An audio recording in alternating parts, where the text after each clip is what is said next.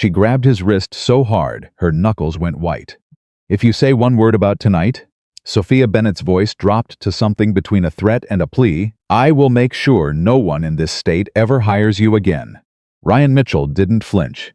He looked down at her hand on his arm, then back at her eyes, and what he saw there wasn't power. It was fear. That was the moment everything changed. But to understand why, a billionaire CEO whispered that warning to a small-town mechanic trapped in a snowstorm. You need to go back to the beginning. Drop your city in the comments. Let me see how far this story has traveled. And if you're new here, subscribe. You won't want to miss what happens next. Ryan Mitchell almost didn't answer the phone. It was 9:47 on a Tuesday night in January. The kind of cold that makes Colorado feel like the surface of another planet. And he had just finally gotten Lily to sleep after 45 minutes of her asking why stars don't fall, even though gravity pulls everything down. He'd told her it was because some things are too beautiful to fall. She'd said, "Like Mama?" He hadn't answered. He'd just pulled her blanket up to her chin, kissed her forehead, and sat in the dark for a while. So when his phone buzzed on the kitchen counter, his first instinct was to let it go to voicemail. He was still sitting with that weight on his chest, the specific heaviness of a question you can't answer, honestly, without breaking someone small and perfect who trusts you completely. But the number wasn't one he recognized. And in his line of work, an unrecognized number at 9:47 p.m. in January almost always meant someone in trouble. He answered. Mitchell Roadside and Repair. The voice on the other end was female, clipped, precise, the voice of someone who spent their life giving instructions to people who wrote them down. "I need a mechanic tonight. I'm on Route 74, approximately 11 miles past the Elk Creek Junction heading toward the ridge. My vehicle has lost power completely. I need someone there within the hour." Ryan pulled the phone away from his ear and looked at it for a second. "Ma'am, it's almost 10 o'clock, and Route 74 past Elk Creek in January. I'm aware of what time it is," she said. "I'm also aware that I'm alone on a mountain road in a vehicle that won't start, and the temperature outside is dropping below 15 degrees. I've already called 2 other services. Neither one would make the drive." A pause. "I'll pay double your emergency rate, whatever that is." Ryan was already pulling on his second layer. "Give me 45 minutes, he said. "Don't run the heat more than you have to. You want to conserve the battery. The battery is the least of my. Conserve it," he said. "I'll be there." He hung up before she could argue. He scribbled a note for Mrs. Garza next door, emergency call. "Lily's asleep. Keys under the mat. Call me if anything," and slid it under her door with the key before heading out to the truck. He didn't know, backing out of his driveway, with the heater groaning and the windshield still frosted over, that he was driving toward the most consequential 48 hours of his life. He figured he was just driving toward a stranded rich person with a bad alternator. He found her at mile marker 9 on Route 74. A black Cadillac Escalade pulled half off the shoulder, hazard lights blinking orange in the dark. Ryan pulled the truck up behind it, angled his headlights to give himself some working visibility, and climbed out into air that hit his face like a door slammed open. 15 degrees was generous. It was colder than that now. He knocked on the driver's window. She rolled it down 2 inches. Through the gap, he got an impression. Dark coat, hair pulled back, eyes that were measuring him the way people measure things they're not sure they can trust. "You're the mechanic," she said. "Ryan Mitchell." "Yes, ma'am." "You're younger than I expected." "I get that a lot. Can you pop the hood for me?" There was a half-second pause, the kind of pause that told him she wasn't used to being given instructions, and then the hood released with a dull thunk. Ryan circled to the front of the vehicle, lifted the hood, and clipped his work light to the underside. He started working through the basics. Battery connections looked clean. He checked the alternator belt. Still intact. He pulled the fuse panel cover. 2 minutes in, he already had a suspicion. He walked back to the driver's window. "You been having any electrical issues in the last few weeks? Dashboard lights flickering? Anything like that?" She considered this. "The display panel reset itself twice last week. I assumed it was a software update. It wasn't. You've got a failing body control module. It's basically the brain of the vehicle, manages all the electrical systems. When it goes, everything goes. He straightened up. I can get you running tonight. But I want to be honest with you, this is a temporary fix. You're looking at a dealer repair within the next few days, or you risk this happening again. She rolled the window down another inch. Can you do the temporary fix tonight? That's why I'm here. He went back to work. For 12 minutes, nothing happened except the sound of wind through the pines and Ryan's hands moving in the cold. Then the sky started to fall. He felt it before he saw it, a shift in the air pressure, a heaviness that hadn't been there a moment ago. He looked up from the engine compartment and saw the first flakes coming down through his work, flight, fat and purposeful. He checked his phone. The weather app said light flurries possible. What was coming down was not light flurries. He got the vehicle running barely, a rough idle that sounded like a sick animal, and knocked on the window again. You're running, but I need you to listen to me. The snow was coming faster now. This road gets bad fast. You need to head down to Elk Creek right now. Get off this ridge. Don't stop for anything. The window came down all the way this time. Sophia Bennett was, Ryan noticed, with the detached part of his brain that noticed things even when it shouldn't. Not what he'd expected. The business magazines, and he'd seen them at the dentist's office. At the waiting room of the DMV showed someone armored. Sharp lines. Everything controlled. The woman in this car looked like that version had gotten very tired. I need to get to Denver, she said. Not tonight. I have a board meeting tomorrow morning at, ma'am. He said it gently but clearly. Look at what's happening. She looked. For the first time, she seemed to actually look at the snow. Not as an inconvenience to be managed, but as a fact that didn't care about her board meeting. Then her phone rang. She answered it, and Ryan watched her face change while she listened. What do you mean the road is closed? A pause. Since when? Another pause. Longer. How long? Her jaw tightened. Fine. She hung up. The county road service says Route 74 is closed from the ridge to mile marker 3. A tree came down on the eastbound lane. They won't have it cleared until she stopped. They said possibly morning. Ryan looked at the snow. He looked at his truck. He looked at the mountain. My truck's got better clearance than your vehicle, he said. But even I'm not getting down that road right now. Not safely. The silence that followed was one of those silences that has weight. So, Sophia said finally, her voice completely flat. We wait. We wait. She looked at him, really looked at him. Maybe for the first time, and said, get in then. No point in you freezing standing out there.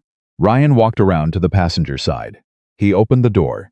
He got in, and the storm outside made the world disappear. The interior of the Escalade was warm, still warm. The residual heat of a vehicle that had been running well until it hadn't. The leather seats were the kind of leather you don't find in ordinary cars. There were 3 phones lined up in the center console like soldiers. There was a half-full water bottle in the cup holder and a legal pad covered in handwriting on the back seat. Ryan sat with his work jacket still on, his hands rough, stained with grease that he'd never quite gotten all the way out of the creases of his knuckles, folded in his lap. Sophia sat upright in the driver's seat. She hadn't moved to the back, which surprised him. She could have put space between them. She chose not to. They were quiet for a while. Ryan wasn't a person who was uncomfortable with quiet. After Claire died, quiet was the only company he'd had for a long time. You either made peace with it, or it ate you. It was Sophia who broke first. Do you do this often? She asked. Drive up mountain roads in the dark in January. Often enough. By yourself? I've got a daughter, he said. She's 9. She was asleep when I got the call. Sophia looked at him. Who's with her? My neighbor, Mrs. Garza. She's 72. And she'll probably be up watching Wheel of Fortune and fall asleep in the chair, but Lily knows to knock on her door if she needs anything. Something moved across Sophia's face. Not pity. Something more like recognition. You left your daughter asleep at 10 o'clock on a January night to drive up a mountain road. I left my daughter safe with a neighbor at 10 o'clock on a January night, Ryan said, because somebody was stuck up here and needed help. Another silence. Your wife, Sophia said. And then stopped herself. I'm sorry. That's not. She passed away 3 years ago, Ryan said. He said it the way he'd learned to say it directly, because dancing around it was worse. Cancer. Fast. Lily was 6. Sophia said nothing for a moment. Then I'm sorry, yeah. The snow hit the windows in waves. Ryan watched it and thought about Lily asking why stars don't fall, and thought about Claire, and thought about how strange life was, how you could be sitting in a billionaire's car on a mountain in a snowstorm. And somehow the only thing your mind kept coming back to was your kid's question about gravity. Do you ever think about quitting? Sophia asked. The night calls. The mountain roads. Sometimes. He was quiet. Then I think about what Lily eats breakfast off of and I get in the truck. Sophia almost smiled. He saw at the beginning of one before she stopped it. That's honest, she said. Doesn't cost anything to be honest. She looked at him sharply. That's a thing people say when honesty hasn't cost them anything yet. Ryan considered that. Fair enough, he said. They were an hour into the wait when Ryan's temporary fix on the BCM began to fail. The heat went first, not all at once, but gradually, the warm air from the vents becoming less warm, then cool, then cold. That's not good, Sophia said. No, Ryan was already thinking through options. We've got blankets? Anything in the back? There's an emergency kit in the cargo area. He climbed over the center console, not graceful, and he said so, which got a short laugh from her, the first real one, and found the emergency kit. It had 2 Mylar blankets, a hand warmer, and a flashlight. He handed her one of the Mylar blankets and cracked the hand warmer. They wrapped up. The temperature inside was dropping. Not dangerously, not yet, but the kind of cold that gets into your shoulders and settles there. Sophia had her knees pulled up slightly, her arms crossed. The silver Mylar blanket around her shoulders, making her look, Ryan thought, more human than any photograph he'd ever seen of her. They're going to wonder where I am, she said. You're bored? My assistant. She's very, Sophia paused. Thorough. You've got signal? Barely. I texted her 20 minutes ago. She's coordinating with the county road service and my security team. Security team. I have a security team, Sophia said. And the way she said it was interesting, not proud, not boastful, but tired, like the security team was one more responsibility. Do they know exactly where you are? They have my GPS location. They're aware of the road closure. There's apparently nothing anyone can do until the tree is cleared. She looked out the window, which is a strange feeling. Being stuck?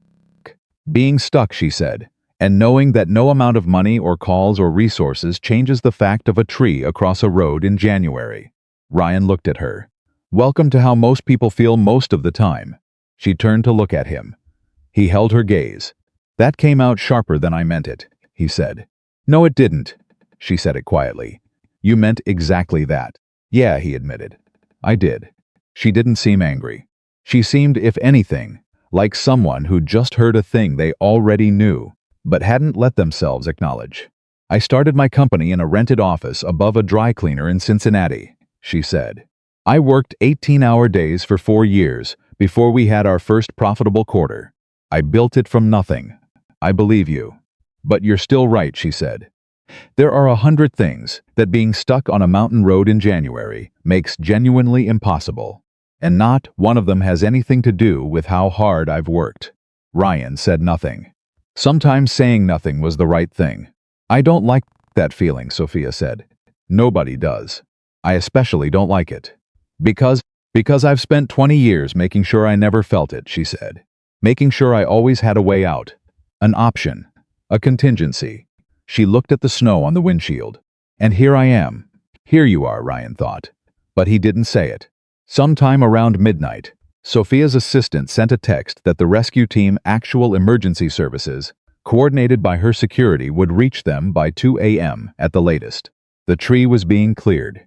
They were to stay in the vehicle and conserve heat. Sophia read the text aloud. Ryan nodded. 2 hours, she said. Give or take. She was quiet for a moment. Then, can I ask you something? You can ask. What do you see? When you look at me. Ryan didn't answer right away. Not because he didn't have an answer, but because the question deserved more than an immediate response. I see somebody who's been driving for a long time and is tired, he said finally. And somebody who's not used to letting anybody see that. Sophia was very still. People see the weight first, she said. Her voice was level.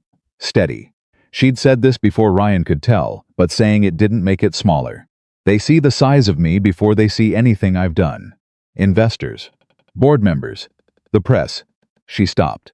My own father, when I was 11 years old, told me that I would have to work 3 times as hard as anyone else in the room just to be taken seriously. She was quiet. He meant it as encouragement. But it landed differently. It landed like a life sentence. Ryan thought about that. Did he know that? He asked. Your father. That it landed that way. Sophia looked at him. I never told him. Why not? Because he was also right, she said. I did have to work 3 times as hard. And I did. And it worked. She paused. And I've spent 30 years not knowing whether to be grateful or furious about that. Ryan sat with that for a moment. My wife, he said slowly, used to say that the problem with carrying something heavy for long enough is that you forget you're carrying it. It just becomes the shape of your body. Sophia turned to look at him fully. She sounds like she was smart, Sophia said. She was the smartest person I ever knew, Ryan said. And I'm a mechanic, so that's saying something. This time, Sophia actually laughed, a real one, short and surprised, and it changed the whole temperature of the car. 1:15 a.m. The rescue team had in 45 minutes out. The roads almost all clear. The cold inside the vehicle had reached the point where both of them could see their breath in the beam of the flashlight. They were sitting close together, not by design, but by necessity, sharing warmth the way people do when warmth becomes a practical matter rather than a social one. Sophia had her arm around herself. Ryan had offered his jacket she'd refused, then accepted half of it across her shoulders, a compromise that they'd both pretended was purely logistical. They'd talked for 2 hours. About Lily, about Cincinnati, about what it actually costs to start a company from nothing, and what it costs to raise a child alone. About how grief changes the way you move through rooms. About how success at a certain scale becomes its own kind of isolation. They'd talked in the way people only talk when nobody's watching, and there's no tomorrow to be responsible about. And then Sophia went quiet. Not the comfortable quiet from earlier. Something else. When they get here, she said. This, she seemed to be choosing her words. All of this. Ryan waited. She turned to look at him, and her voice dropped to something just above a whisper. Nobody can know about tonight. Ryan frowned. The accident? Any of it. Her eyes were serious. Direct. I have a board meeting in 6 hours. I have investors who are already looking for reasons to question my judgment. She stopped. You understand what a story like this becomes? A CEO stranded on a mountain. With a stranger. In the middle of the night. The things people would say. Ryan studied her face. He was trying to understand which fear this was. He'd encountered a few kinds of fear in 3 years of solitary parenthood. The fear of failure. The fear of loss. The fear of being seen for what you really were and found lacking. What story are you afraid of? He asked quietly. The one where you needed help. Something crossed her face. Yes, she said simply. Because needing help means. It means they were right, Sophia said. Every person who ever looked at me and decided I wasn't enough. Every board member who voted to review my contract. Every reporter who wrote despite her unorthodox appearance. If I needed help tonight. Everybody needed help tonight, Ryan said. The road closed. The temperature dropped. Everybody on that road would have needed exactly what you needed. That's not how it will be written, she said. Then let them write it wrong. She looked at him. That's easy for you to say, she said. And it wasn't unkind, just true. Yeah, he acknowledged. It is. They were quiet. Then Ryan said, I'm not going to say anything. Not because you asked me not to. Because nothing that happened in this car is anybody else's business. Sophia studied him. Just like that? Just like that. You don't want anything for. No, he said, and the directness of it stopped her mid-sentence. She looked at him for a long moment. You're a strange man, Ryan Mitchell, she said. I've been called worse. The sound of an engine, distant but growing. Rescue headlights, visible through the trees, broke the dark open. Sophia straightened. Ryan watched it happen, the assembling of the armor, piece by piece. The CEO sliding back into place over the woman, who'd talked about her father and her weight and what it costs to carry things. It took about 30 seconds. She was, Ryan thought, very good at it. But he'd seen underneath it now. And so had she.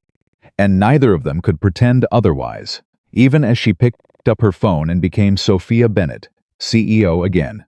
The rescue truck's headlights swept across the windshield. She reached for the door handle, then stopped. She turned back to him, and her hand closed around his wrist hard, certain. The grip of someone who was used to making sure people listened. "I mean it," she said. "Tell no one." Ryan looked down at her hand on his arm, then back at her eyes. What he saw there wasn't the fear of a powerful woman protecting her reputation. It was something older than that. Something more human. It was the fear of being finally truly known and found wanting. He understood that fear better than she knew. "I know you mean it," he said quietly. "Your secret's safe." She held his gaze for one more second. Then she let go, and she got out of the car. Ryan drove home through roads that were clearing by inches, the plows ahead of him, pushing the snow to the shoulders in long white walls. He got home at 3:22 a.m. Mrs. Garza had fallen asleep in the chair exactly as he'd predicted. The TV still on, an infomercial for some kind of rotisserie oven playing silently. He turned it off and covered her with the blanket from the couch and went to check on Lily. She was asleep, one arm over the edge of the bed, hair across her face, the stuffed bear Claire had given her tucked under her chin. Ryan sat on the floor with his back against her bed. He sat there for a while. He thought about what Sophia had said. "If people find out I needed help, they'll use it against me." He thought about what he'd said. Maybe the world doesn't need to see you as perfect. He thought about how easily he'd said it, and how hard it must be to live the other side of it. He thought about Claire. How she'd never needed people to see her as anything except what she was. How that had seemed, when she was alive, like the most ordinary thing in the world. How it seemed now, like the rarest. He thought about the look on Sophia Bennett's face when he'd said, "Your secret's safe," the way the hardness had softened, for just a moment, into something that looked like relief, and something else he couldn't quite name. He didn't think about her company. He didn't think about her wealth, or her board, or the investors who looked for reasons to doubt her. He thought about a woman who'd admitted, in a freezing car on a mountain road, that she was tired. Just tired. And he thought that maybe that was the most powerful thing she'd said all night. Lily stirred, rolled over, didn't wake. Ryan reached up and straightened the stuffed bear without thinking. "The way you do the things you've done 1,000 times." He thought, "I'll probably never see her again." And he believed it. He was wrong. 3 days later, a courier arrived at Mitchell Roadside and Repair with a sealed envelope. Inside was a single card, no company logo. No letterhead, with a handwritten note in precise, controlled handwriting. "I'd like to discuss something with you, if you're willing." SB below it was a phone number. Ryan read it twice, set it down, picked it up again, and reached for his phone. Ryan almost didn't call back. He sat with that card on the workbench for 2 full days. It wasn't that he forgot about it. It was that he kept picking it up, reading those 7 words, "I'd like to discuss something with you," and then setting it back down and finding something else to do with his hands. He replaced a brake caliper on a Ford F-150. He rebuilt a carburetor on an old Chevy that a retired schoolteacher had driven since 1987.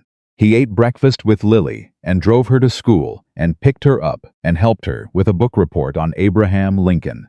He did everything a man does in a normal life. And every time he walked past the workbench, the card was still there. Lily found it on Wednesday morning.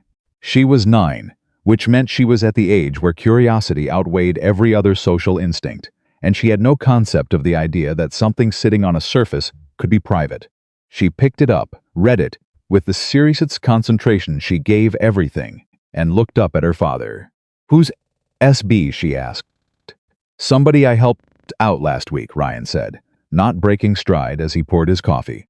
"What do they want to discuss?" "Don't know yet." Lily looked at the card again. "The handwriting is very neat," she said, with the authority of someone who'd spent the last 3 years being graded on her own. "Like a teacher," Ryan said. "Like a teacher. Are you going to call?" Ryan took a sip of his coffee. It was too hot and he drank it anyway. "Probably," he said. He called that afternoon, standing in the garage with the door cracked and the cold coming in and a rag in his hand that he didn't need. She answered on the second ring. Mitchell. Not a question. She'd known it was him. You sent a card, he said. I did. Most people would have sent an email. Most people, Sophia said, don't need to have a conversation that doesn't exist in a paper trail. A pause. How's the truck? Fine. How's the board meeting go? A short silence. They never have to know it almost didn't happen. That's a yes then. That's a yes. Another pause. And Ryan could hear something in the back, the particular kind of controlled silence that meant a large office. I'd like you to come to Denver. To the headquarters. Ryan shifted the rag from one hand to the other. For what? He asked. For a conversation I'd rather have in person. That's not an answer. I know, she said. Come anyway. Ryan looked out the garage door at the gray January sky. He thought about Lily's book report, which was due Friday. He thought about the retired school teacher's Chevy, which he'd promised by Thursday. He thought about the card sitting on his workbench with its 7 careful words. Friday morning, he said. I can be there by 10. I'll have someone meet you at the lobby. She hung up before he could say anything else. Ryan stood in the garage for another minute, holding the phone, and then he picked up the rag and went back to work. He didn't tell himself it was anything. He was very careful, very deliberate about not telling himself it was anything. He was a mechanic. She was a CEO. She'd something she wanted to discuss. That was all it was. He believed that completely until about 9 o'clock Friday morning. Sitting in traffic on I-70 in his cleaned-up truck, cleaned up meaning he'd vacuumed the floor mats and gotten the worst of the grease off the dashboard, wearing the only collared shirt he owned that didn't have a stain somewhere. Then he stopped believing it and just drove. The Bennett Energy headquarters sat in lower downtown Denver like something that had to take up space on principal 22 floors of glass and steel that caught the morning light and threw it back at you. Ryan found parking 3 blocks away, which was the first negotiation of the day, and walked the rest. The lobby was the kind of lobby that was designed to remind you, before you said a single word, where you were and where you stood. Marble floors, high ceilings, a reception desk staffed by 2 people who looked like they'd been specifically hired to make visitors feel slightly underdressed. Ryan walked up to the desk. Ryan Mitchell, he said. I have a meeting. The woman on the left typed something, looked at her screen, then looked up at him with a professional smile that gave nothing away. Ms. Bennett's assistant will be right down, she said. If you'd like to wait, he can come up. Ryan turned. A woman was standing near the elevator bank, mid-30s, dark blazer, tablet in one hand, the particular energy of someone who'd had 4 conversations before breakfast and was already managing 3 more. I'm Dana, she said, extending a hand. Ms. Bennett's chief of staff. Ryan shook it. Ryan Mitchell. I know. Dana was already moving toward the elevator. She briefed me. About what? Dana glanced at him sideways. Enough. She pressed the elevator button. She also told me you'd probably show up in a truck. I did show up in a truck, I know. Security texted me. The elevator opened. It's a good truck. Ryan couldn't tell if that was a compliment or a joke, so he let it go. On the elevator, Dana held her tablet and said nothing, which Ryan respected. He'd met a lot of talkers in his life. People who filled silence because they were afraid of it. Dana wasn't afraid of it. She just didn't think small talk was a good use of anyone's time. He decided he liked her. They got off on the 18th floor. The 18th floor was quieter than he expected. A few people at desks, the particular focused energy of people who were paid to think. A conference room to the left with a glass wall, empty. A hallway to the right leading to a corner office, whose door was half open. Dana knocked once and pushed it fully open. He's here, she said. And Sophia Bennett looked up from the desk.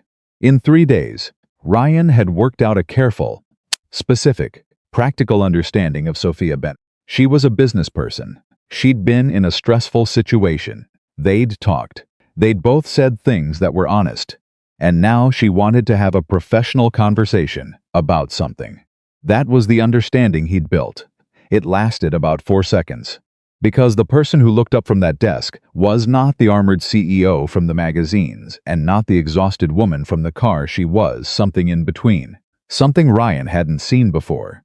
Someone who had let some of the armor down, but not all of it. Someone sitting in the exact middle of who she was when nobody was watching, and who she needed to be when everyone was.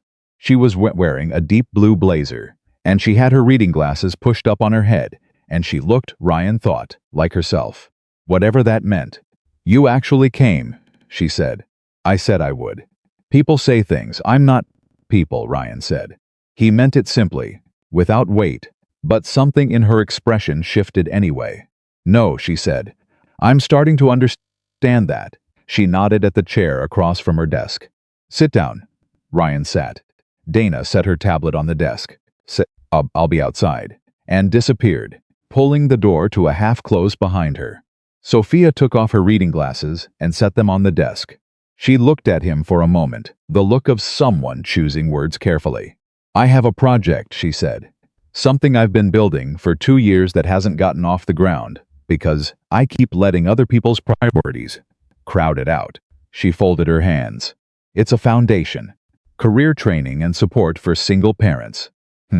People who are skilled, genuinely skilled, but who've been overlooked by every system that was supposed to help them because they don't fit the template." Ryan held very still. "The goal," Sophia continued, "is to create a pipeline. Not charity, not handouts. A real pipeline: training, mentorship, placement, follow through, connecting people who have real practical skills with industries that claim they can't find workers." She paused. "I've been looking for the right kind of partner for the skills development component. Someone who understands what it actually takes to build something with your hands. What it takes to run a small operation with no backup." She looked at him steadily. "Someone who understands what's at stake for the people this program is trying to reach." Ryan looked at her. "You want me to help you build a job training program," he said. "I want your input on the structure of it. What works? What doesn't? What people in your position actually need that organizations like mine consistently miss." She held his gaze. "Your experience is the expertise I need, not your credentials, not your resume. You." The silence in the office was different from the silence in the car. In the car, the silence had been intimate, compressed by cold and proximity. This silence was professional, shaped by the desk between them and the 18 floors of company below them. But underneath it was the same current. Ryan said, "Why not just do focus groups? Surveys? You've got the resources." "Because focus groups," Sophia said, a small sharp edge in her voice, "give you what people think you want to hear. And surveys give you data without context." She leaned forward slightly. "I sat in a car with you for 4 hours in January in the dark. I know the difference between what you'd write on a survey and what you actually think." Ryan absorbed this.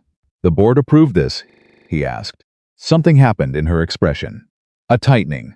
Controlled, but there. "The board," she said carefully, "is aware of the foundation." "That's not what I asked." The corner of her mouth moved. Not quite a smile. "The board," she said, "will come around." Which meant no, Ryan thought. Or not yet. Or not easily. He sat back in the chair and looked at her. Really looked, the way he looked at an engine before he made a call on what was wrong with it. Not judgmentally. Just trying to see the whole system. "I need to ask you something," he said. "Go ahead. Is this because of the night on the road?" Sophia met his eyes. "Partly," she said. "The part that isn't. I've been trying to build this for 2 years," she said. "I have the funding. I have the structure. What I've been missing is a perspective I can trust." She paused. "The night on the road didn't create the project. It just told me where to find you." Ryan sat with that. "I'm a mechanic," he said. "I work out of a garage in a town of 4,000 people. I know what you are. What I'm saying is..." "I know what you're saying," Sophia said. "And I'm telling you that what you are is exactly what this project needs. Not a consultant with an MBA. Not an executive who read a study. Someone who has actually lived the thing we're trying to solve." Ryan looked at his hands. The creases in his knuckles. The particular stain on his right thumb that was just part of him now. He thought about Lily. About the look on her face the morning she'd gotten a bad grade on a math test and cried not because of the grade, but because she'd been afraid she'd disappointed him. He'd held her and told her that the only thing he ever needed from her was her honest effort, and that her honest effort was always enough. He thought about what it would mean to say no to this, and what it would mean to say yes. He thought about the retired schoolteacher's Chevy and the brake caliper on the F-150 and the garage with its one overhead light and the workbench where a card had sat for 2 days. What does this actually look like? He asked. Practically, day to day. To start consultation, you review our current curriculum outline and tell me what's wrong with it. Honest assessment. No diplomatic softening. She looked at him steadily. Then, if it works, we talk about a more formal role in the program's development. I can't leave Colorado, my daughter. I'm not asking you to relocate, and I'm not going to neglect my existing clients too. I'm not asking you to do that either. A pause. I'm asking you to give me honest feedback on a program I believe in. That's the starting point. Ryan looked at her. What's the honest feedback part pay? He asked. Sophia named a number. Ryan's expression didn't change, which took some effort because the number she named was more than he made in 3 months. For reviewing a curriculum, he said. For your expertise, she said, and your time. He was quiet for a moment. Send me the curriculum outline. Something released in her posture subtle, contained, but real. Dana will have it to you by Monday, she said. I'll read it Tuesday. I've got a Chevy on Monday. The corner of her mouth moved again, and this time it became a real smile, brief and real. Of course you do, she said. Ryan stood up, picked up his jacket. One more thing, he said. She looked up. When I have honest feedback, it's going to be honest. I'm not going to tell you what you want to hear, because you're paying me. Sophia held his gaze. That, she said, is the only reason I called. Ryan nodded once and walked out. Dana was standing exactly where she'd said she'd be, tablet in hand, and she walked him back to the elevator without asking how it went, which told him she already knew. In the elevator, she said, Do you drink coffee? Yes. There's a place on Curtis Street. The good kind, not the lobby stuff. She pressed the lobby button. She goes there on Thursday mornings when she's in town. 7 a.m. She doesn't advertise it. A pause. That's not a setup. That's just information. Ryan looked at her. Why are you telling me that? Dana looked at the elevator doors. Because she doesn't have many people who talk to her like a person, she said simply. And you apparently do. The elevator opened. Ryan walked out through the marble lobby and back into the January air and stood on the sidewalk for a moment. He thought. He thought about the number she'd named. He thought about the curriculum outline that would arrive on Monday. He thought about Dana's expression when she'd said she doesn't have many people who talk to her like a person. He thought about the Chevy on Monday and Lily's book report and the workbench where the card had sat for 2 days. Then he walked back to his truck. The curriculum outline arrived Sunday evening. Ryan had put Lily to bed and was sitting at the kitchen table with a cup of coffee that had gone cold, and his phone buzzed with an email from an address he didn't recognize, but the subject line said Foundation Curriculum, Draft.S7 Confidential, and the attachment was 3 pages long. He opened it. He read the executive summary. Then he started reading the actual content. By page 8, he had put down the coffee entirely and was just reading. By page 15, he had found a pen. By page 22, he had filled the margin of the printed-out copy he'd walked to the printer for, because reading something this wrong on a phone screen didn't feel serious enough. By page 31, he sat back in his chair and looked at the ceiling. The program was well-intentioned. It was also built by people who had studied poverty and precarity from a safe distance and believed that studying something was the same as understanding it. It was full of ideas that looked good in a boardroom and would collapse immediately on contact. With the reality of someone working 2 part-time jobs while arranging childcare and trying to figure out if the car would make it through the month. It had a 10-week digital skills module with no accommodation for participants who couldn't reliably access high-speed internet. It had a professional development component that included a section on wardrobe and presentations, written, Ryan noted. by someone who had apparently never needed to worry about whether they could afford to eat while also worrying at what they were wearing to an interview. It had childcare listed as an optional support resource rather than a structural component. And the entire curriculum assumed that participants had a consistent 40 hours a week to dedicate to the program, with no acknowledgement that most people who needed this program were already working 40 hours a week just to keep the lights on.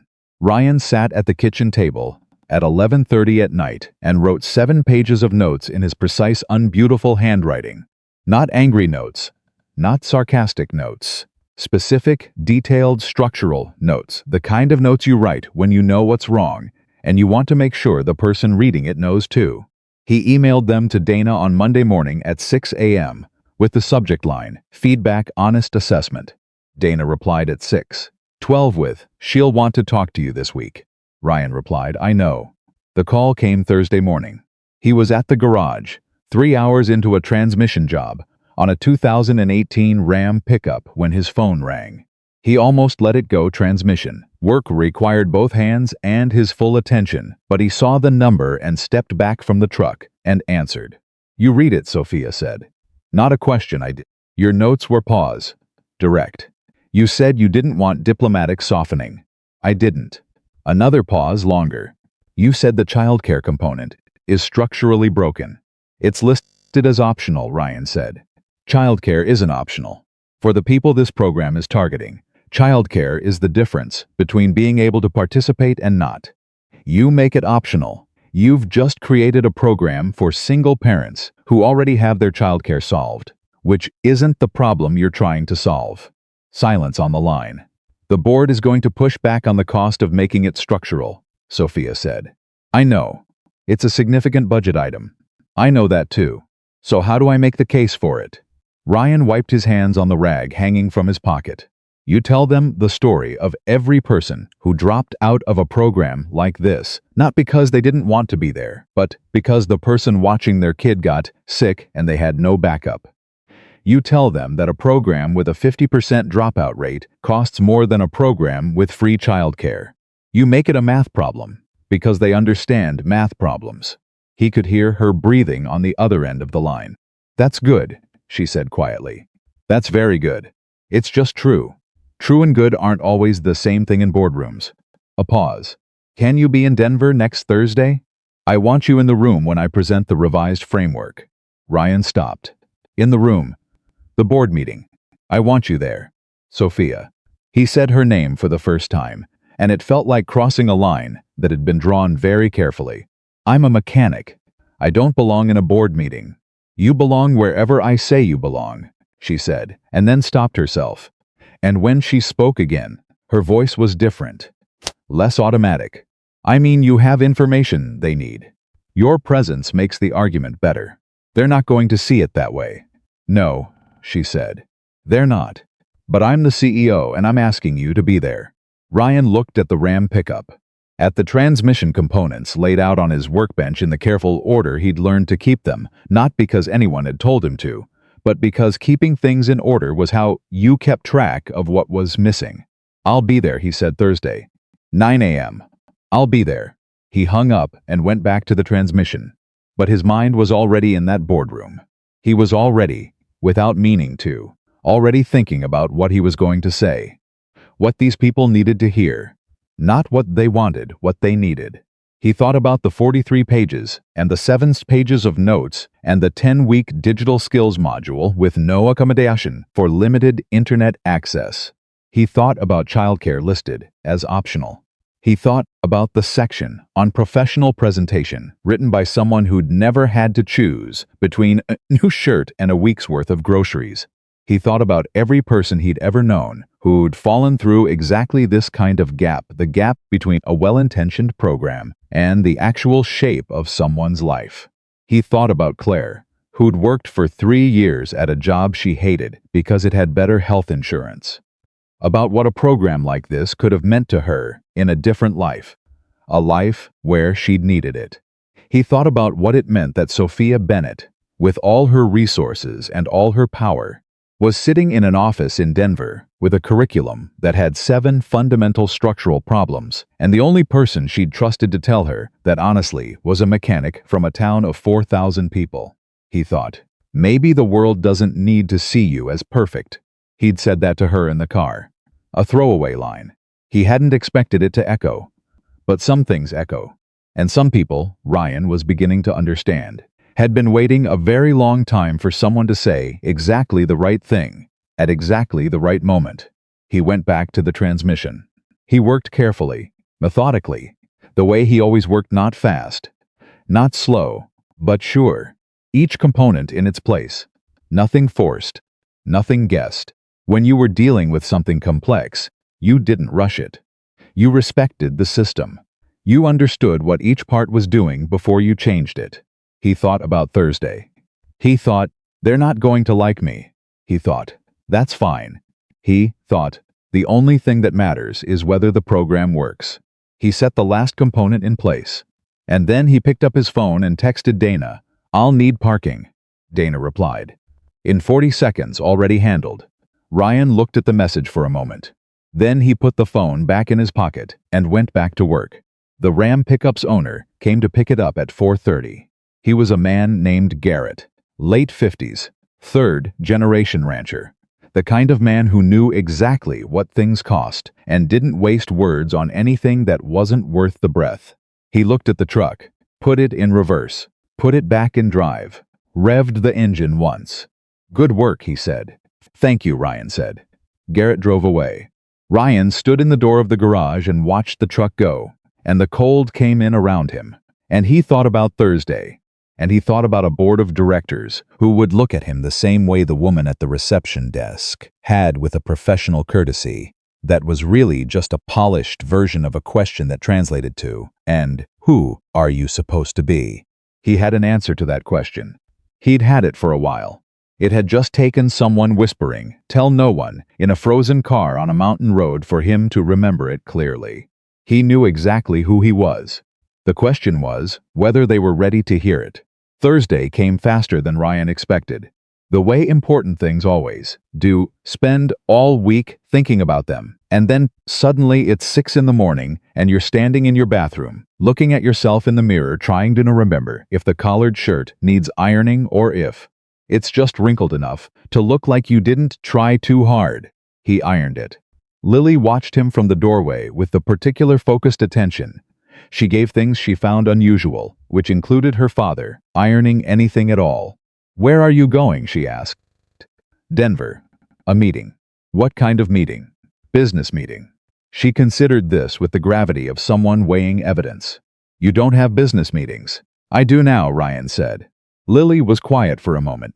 Then is it because of S? Ryan set the iron down, looked at his daughter. She was looking back at him with Claire's eyes, not the color, but the quality, the way they held onto a thing until they understood it completely. Yeah, he said. It's because of SB. Lily nodded slowly, processing. Is she nice? Ryan thought about that more carefully than the question probably warranted. She's honest, he said finally. That's better than nice. Lily seemed to agree with this. Mrs. Garza's is coming. Already called her. She'll be here at 7:30. Okay. Lily turned to go, then stopped. Dad? Yeah. Your collar is crooked. Ryan looked in the mirror. She was right. He fixed it. He was in the truck by 7, on I-70 by 7:15, and pulling into the parking structure, 3 blocks from Bennett Energy by 8:40.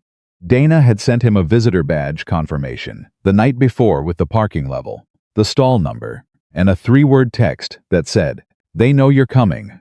Ryan had stared at that text for a long time. He wasn't sure if it was a warning or just information. With Dana, the two were often the same thing. The lobby felt different the second time. Not smaller, it was the same marble, the same height, the same 2 people at the reception desk. But he moved through it differently. He knew where the elevator was. He knew which floor. He knew that Dana would be waiting and that she wouldn't ask how he was doing, because she didn't think small talk was a good use of anyone's time. He was right about all of it. What he wasn't right about was the temperature of the 18th floor when he stepped off the elevator. The first time, It had been focused, purposeful, the energy of people who were paid to think, doing exactly that. This morning it was tighter, more careful. The kind of quiet that happens when everyone in a room knows something is about to be decided and nobody is entirely sure which way it will fall. Dana handed him a coffee without being asked and said, "Conference room B. 8 people. Alexander Grant is already in there." She paused. "He arrived 40 minutes early." Ryan took the coffee. "Is that unusual?" "He's never early." Her voice was completely neutral. "So yes." Ryan nodded. "What do I need to know about him?" Dana glanced down the hallway, then back at Ryan. "He's been on this board for 11 years. He's used to being the smartest person in rooms where nobody challenges him." Another pause. "He did his homework on you last night." Ryan went still. "What does that mean?" "It means he knows your name, your town, your revenue from last year's tax filings, and the fact that you didn't finish your engineering degree." She said it evenly, without apology, because the information itself wasn't cruel. The intention behind gathering it was. He's going to use whatever he finds. That's how he operates. Ryan absorbed this. "Okay? I just needed to know," he said, and he walked toward conference room B. He heard them before he reached the door, not words, just the particular frequency of a group of people engaged in the kind of conversation that pauses when an outsider enters. 6 men and 2 women seated around a long table, the remains of a breakfast spread at one end, coffee cups and leather portfolios, and the invisible weight of accumulated authority that settles over a room when everyone in it is accustomed to being listened to. Alexander Grant sat at the far end. 60, silver-haired, the kind of physical presence that had been built deliberately over decades. The posture, the stillness, the way his hands rested on the table as if he'd placed them there exactly and had no intention of moving them without purpose. He looked at Ryan the way a man looks at something he's already categorized. Ryan looked back. Sophia was standing near the window. She was in a charcoal blazer, composed, professional, the armor fully assembled. But when Ryan walked in, something moved behind her eyes. Relief, maybe, or something that lived right next to it. "Everyone," Sophia said. "This is Ryan Mitchell. He reviewed our curriculum framework and has prepared feedback that I'd like us to hear before we proceed." Nobody said hello. One of the men near the middle of the table, 50s, reading glasses pushed up on his forehead, said, "I understood this was going to be a framework presentation. I didn't realize we were bringing in outside consultants." "Ryan isn't a consultant," Sophia said. "He's a subject matter expert." Grant said nothing, just watched Ryan find a chair. Ryan didn't take the empty seat near the door, which was probably where they expected him to sit, far from the center of the table. He took the open seat 2 down from Grant's left, which put him in the middle of the conversation, rather than the edge of it. Grant's eyes followed him the whole way. "Mr. Mitchell," Grant said. His voice was measured, practiced. The voice of someone who understood that tone did half the work. "Sophia tells us you've reviewed our curriculum outline." "I did. And you have concerns." "I have feedback," Ryan said. "Whether it becomes a concern depends on what you do with it." A small silence. The man with the reading glasses exchanged a look with the woman across from him. Grant said, "Perhaps you could walk us through your background, so we have context." It was a reasonable request wrapped around an unreasonable intention, and Ryan knew it. This wasn't curiosity. It was positioning. Get the man to introduce himself. Let the room hear what he is. Let the weight of it land before he says anything that matters. Ryan had expected this. "Independent mechanic," he said. "Colorado. I also have a background in automotive engineering, though I left that career to raise my daughter after my wife passed away." He kept it simple, direct, no apology in it. "I've been running a small operation for 3 years. I've worked with people in financial difficulty, people managing single-parent households, people navigating job transitions because a lot of the people who need their cars fixed are also with everything else that comes with not having enough margin in their lives. Why?" He paused. "That's the population your curriculum is designed to serve." "I know them. That's the context." Grant nodded slowly. "Appreciate that. I'll also say, and I think I speak for several people at this table, that there's a difference between knowing a population from proximity and understanding the structural and financial architecture of a program designed to serve them at scale. Agreed, Ryan said. Grant blinked. He'd expected pushback. Which is why, Ryan continued, I've tried to keep my feedback specific to where the structural and financial architecture breaks down on contact with the reality of that population. He reached into the folder he'd brought and slid a single page to the center of the table. Sophia had printed 7 copies. At his request, he'd emailed her the condensed version last night, stripped to 1 page, because he'd known that nobody at this table was going to read 7 pages if they could read 1. The 2 biggest issues are childcare and accessibility. Both are structural. Both are budget questions. I've noted what I think the solutions cost and why the cost of not solving them is higher. The man with the reading glasses picked up the page, looked at it, passed it left. Grant hadn't touched his copy. Childcare, Grant said, as if testing the word. You're suggesting we make childcare a core program component, rather than a support resource. Yes, that's a significant budget addition, it is.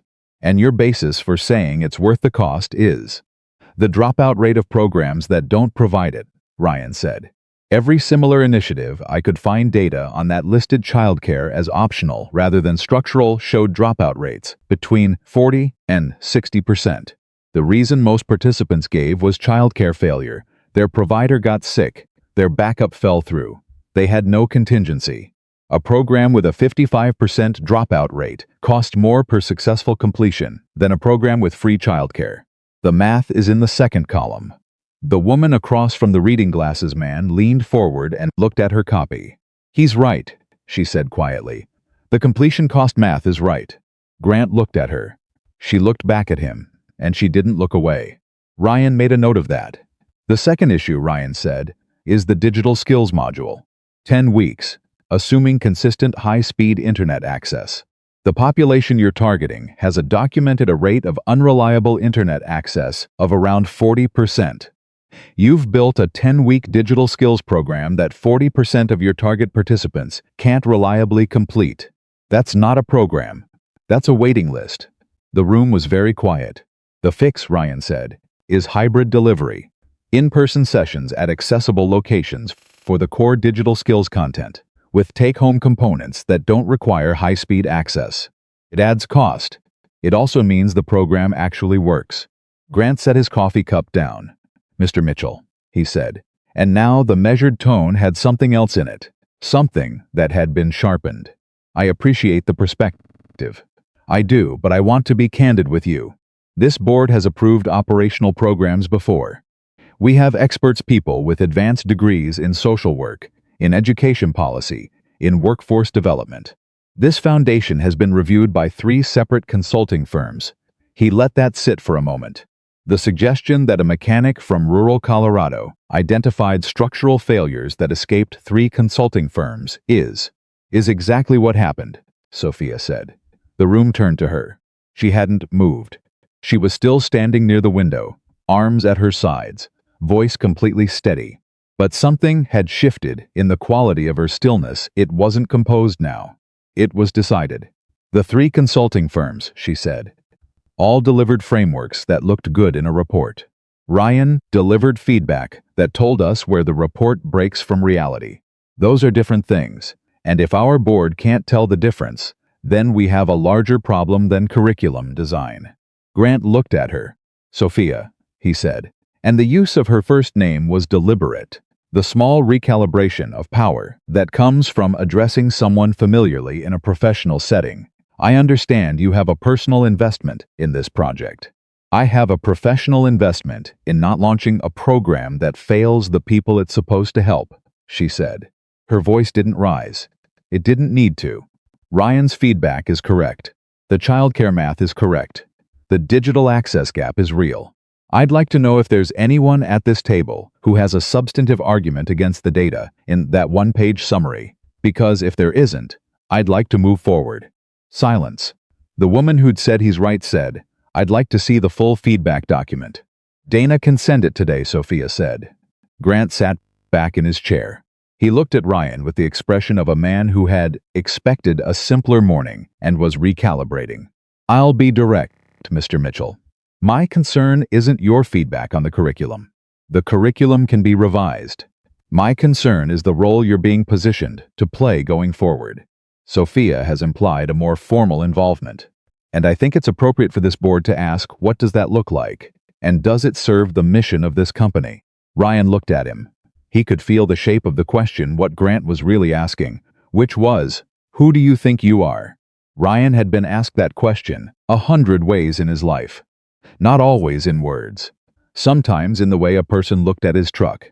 Sometimes in the way a doctor in a waiting room spoke to him versus how they spoke to the man in the suit next to him.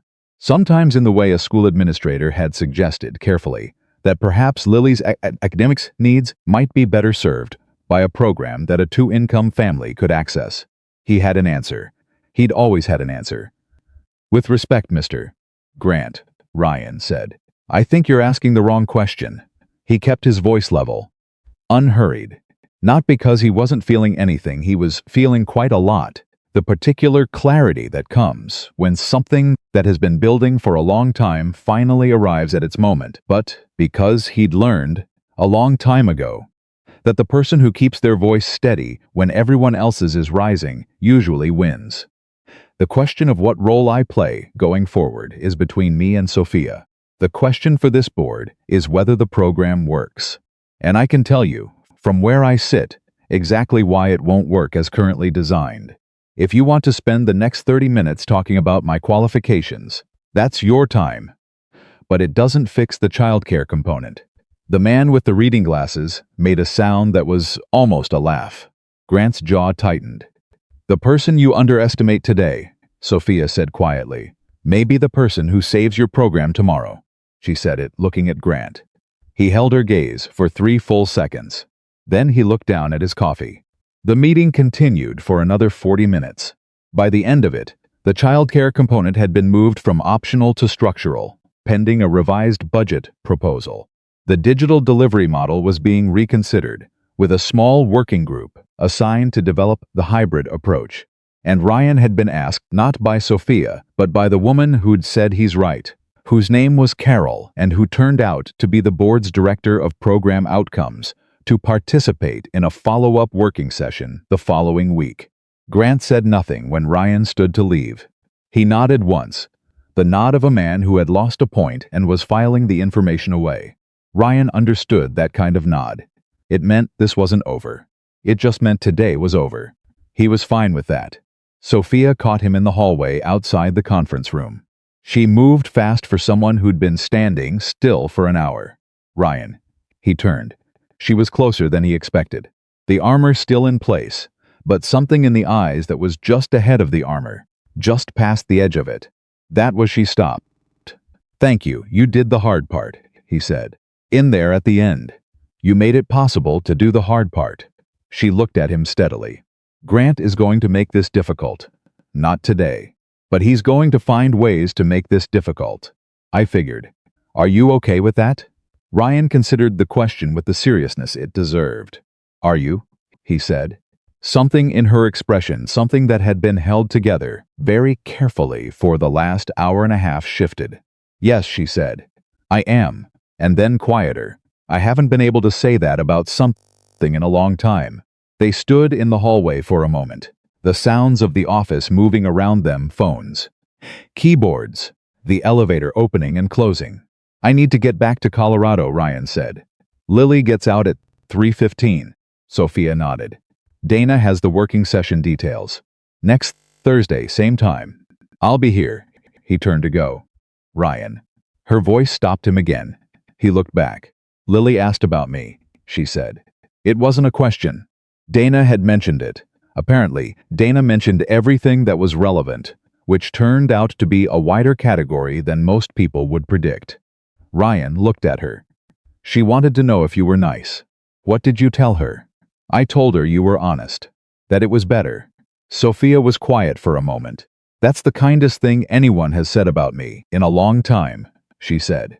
And her voice, just for that one sentence, was exactly the voice from the car, unarmored, unguarded, the voice of a woman who was simply tired of performing. Ryan nodded once, and then he walked back to the elevator. He was 2 blocks from the parking structure when his phone rang. Unknown number. Colorado area code, he answered. Mitchell, Mr. Mitchell. Male voice. Older. The particular cadence of someone who made phone calls professionally. My name is Thomas Welch. I'm a financial journalist with the Mountain States Business Review. I'm calling because I understand you were present at a Bennett Energy Board meeting this morning.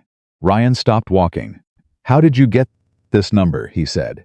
I have sources inside Bennett Energy who have expressed concern about the direction of the company's philanthropic initiatives. I was wondering if you'd like to comment on your role in. No comment, Ryan said. Mr. Mitchell, I think it would serve your interests to meet. Ryan hung up. He stood on the sidewalk and looked at his phone. Someone had called a journalist between the end of the meeting and now less than 20 minutes. Someone at that table had made a call. He didn't think it was Carol. He thought about Grant's nod, the filing away quality of it, the 3 seconds of held eye contact when Sophia had said the person you underestimate today. He called Dana. She answered in one ring. I know, she said. Someone at the table. I know, she said again. Sophia knows. She's handling it. How? A pause. The way she handles everything. Directly. Another pause. Ryan. I need you to not answer any calls from numbers you don't recognize for the next 48 hours. Ryan looked at the street around him. Ordinary Thursday morning. People walking. A delivery truck idling. A woman with a stroller. The whole normal shape of the world. This is going to get messier before it gets better, he said. Yes, Dana said. Is she ready for that? Dana was quiet for a moment longer than usual.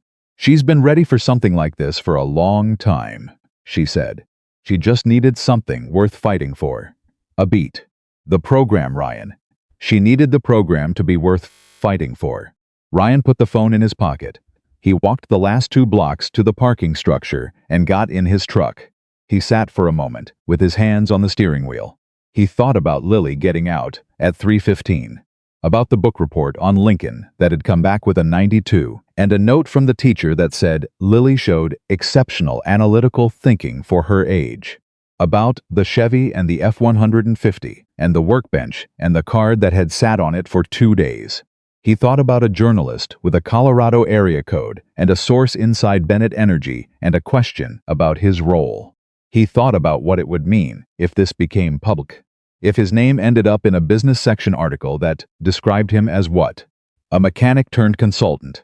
A single dad the CEO had taken under her wing. A pity project. He knew how those stories got written.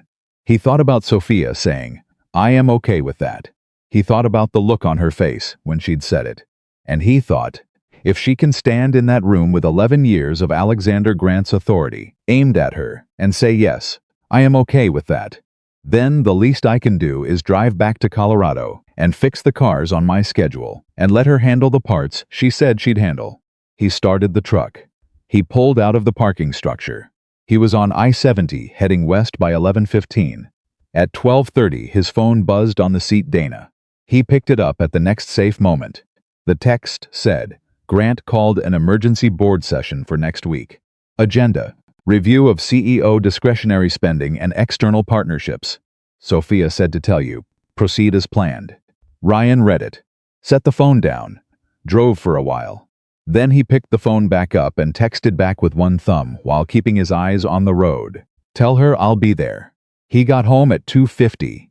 Exactly enough time to change out of the iron shirt, put on the jacket with the grease stain on the sleeve that was just part of him now, and drive to Lily's school. She came out the front door at 3:17, 2 minutes late, which was typical with her backpack hanging off one shoulder and her hair coming loose from its morning braid and a look on her face that meant she'd been thinking about something since, at least, lunch. She got in the truck. She looked at her father. How was the meeting? She asked. Ryan pulled out of the school pickup line. Complicated, he said. Did you say the right things? Ryan thought about the conference room. The one-page summary. The childcare math. Grant's jaw tightening. Sophia's voice when she said, the person you underestimate today. I said the truth things, he said. That's usually the same. Lily considered this with the seriousness she gave everything. Then Mrs. Garza made empanadas. Yeah? She said to tell you they're the good ones. Not the freezer ones, Ryan almost smiled. High praise. Dad. Lily looked out the windshield. Are you going to keep going to Denver? For a while, yeah, for SB? For the project, he said. She's building something that could help a lot of people. I know how to make it better. He glanced at her. And she asked me to help. Lily was quiet for a block. Did she ask because of the mountain? She said. Ryan looked at his daughter, 9 years old. Claire's eyes, holding onto a thing until it made sense. Yeah, he said. That's where it started. Lily nodded slowly, satisfied. The way she nodded when something finally fit the shape she'd been carrying. They drove the rest of the way home in comfortable silence. Mrs. Garza's empanadas were, in fact, the good ones. Ryan sat at the kitchen table across from Lily and ate 2 of them, and helped her with her math homework, and listened to her explain, with great authority, why Abraham Lincoln would have been good at soccer if soccer had existed during the Civil War. He did all of this fully, completely, the way he always did, not halfway, not with his mind somewhere else.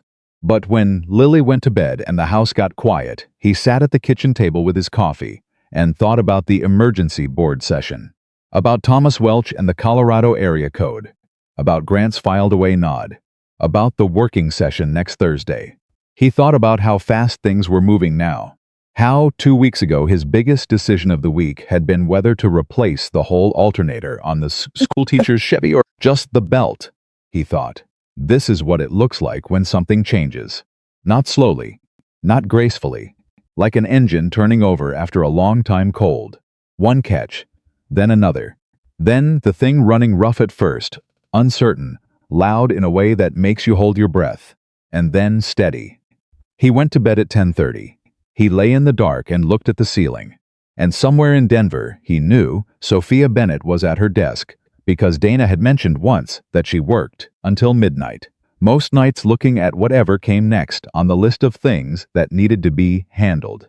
Ryan thought, she's not used to having someone in her corner who doesn't need anything from her. He thought, that might be the most useful thing I can be. He thought, that and the childcare math. He closed his eyes. And for the first time in a long time, the quiet felt less like absence and more like the space before something.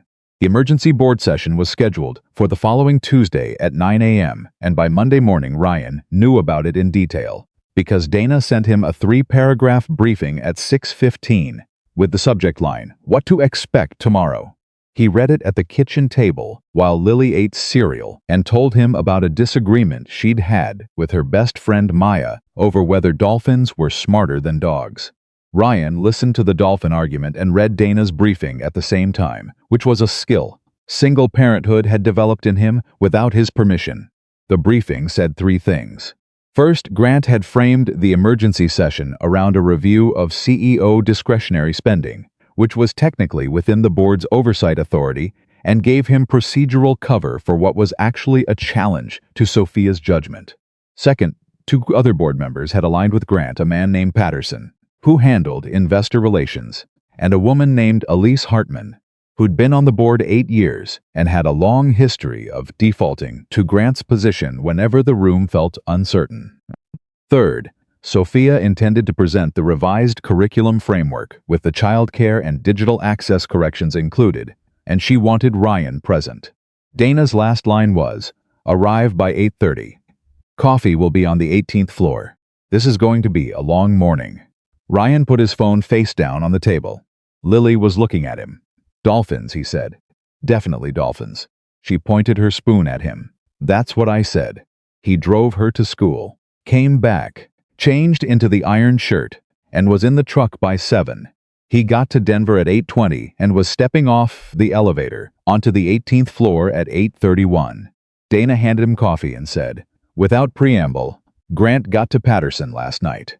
Patterson is going to move to table the foundation proposal, entirely pending an independent review." Ryan took a sip of coffee. "What does that mean in practice?" "It means delay it by 6 months minimum, which in practice means kill it, because the grant funding window closes in April." Dana's voice was level, informational, the way she delivered everything, but underneath it, Ryan could hear the particular tension of someone who'd been managing this situation since before 6 a.m. Sophia knows.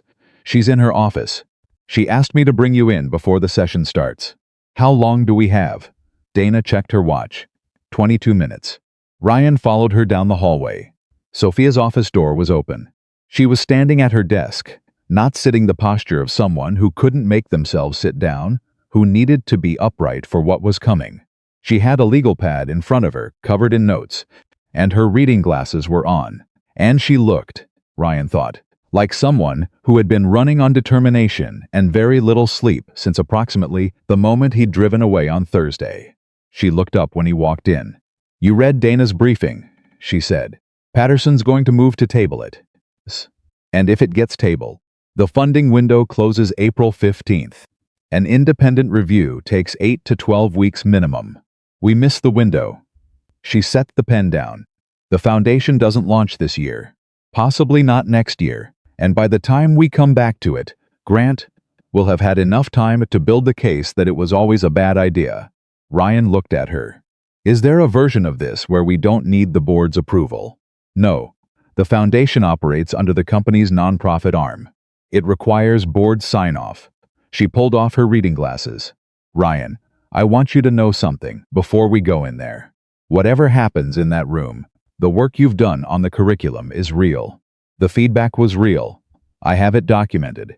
Even if this doesn't move forward the way I want it to. It's going to move forward, Ryan said. She looked at him. I've been in rooms where people decided I didn't belong, he said. My whole life I've been in those rooms. And I'm still here. He held her gaze. What does Grant actually want? Not the procedural stuff. What does he actually want? Sophia was quiet for a moment. Control, she said. He wants to be the one who decides what this company stands for. He's been on this board 11 years. He built his identity around this company's image, and he doesn't like that I'm changing it. She paused. He doesn't like that you're helping me change it. Because you're proof that the people he's been overlooking have something to offer, she said. And if that's true, then he's been wrong for 11 years. Ryan absorbed this. Then we don't argue about the program, he said. We make it impossible to argue against the people. She looked at him. What do you mean? She said. I'll explain in the room. She studied him for 3 seconds. Then she nodded once, the decisive nod of someone who had decided to trust a thing, and picked up her legal pad. 8 minutes, Dana said from the doorway. They walked into conference room B at 8:58. The configuration had changed from Thursday. Grant was at the head of the table now, not the far end, the head, a deliberate repositioning that Ryan noticed, and that was meant to be noticed. Patterson was to his right, Hartman to his left. Carol was across from them, her expression professionally neutral in the way of someone who was reserving judgment and making no effort to hide the fact that she was reserving it. 2 other board members Ryan hadn't met, a man named Okafor and a woman named Reyes, were at the far end, and they had the quiet watchfulness of people who'd come to see how the morning resolved before they decided where they stood. Sophia sat at the opposite end from Grant. Ryan took the seat to her right, which put him across from Hartman, and 2 seats from Patterson. Grant looked at Ryan, sitting down, and said nothing. Just looked. The look of a man who had something planned and was staying patient about it. The session opened with 5 minutes of procedural framing from Patterson, efficient, practiced, clearly rehearsed, establishing the governance basis for a spending review, citing 3 specific line items from Sophia's discretionary budget, couching everything in the language of fiduciary responsibility. It was, Ryan thought, impressively clean, the kind of argument that sounded like it was about money and was actually about power. Sophia presented the revised framework for 12 minutes.